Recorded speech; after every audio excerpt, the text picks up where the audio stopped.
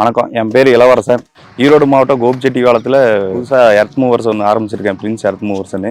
நான் யூடியூப்பில் ரிவ்யூ பார்த்து எந்த வண்டி பெஸ்ட்டுன்னு பார்த்து சூஸ் பண்ணுறப்ப புல்லு தான் எனக்கு நல்லா சஜஷனாக தெரிஞ்சு. கம்பேர் பண்ணுறப்ப மணிக்கு அந்த வண்டி 4.5 போகுதுன்னு சொல்கிறாங்க. ஆனால் நம்ம வண்டி 3, 3.25, 3.5 இதுக்குள்ளே தான் போகுது. எந்த ஒரு ஆடு ஒர்க்காக இருந்தாலும் எடுத்துருது. பேக் பைக்கெட் நல்ல ஸ்பீடு இருக்குது.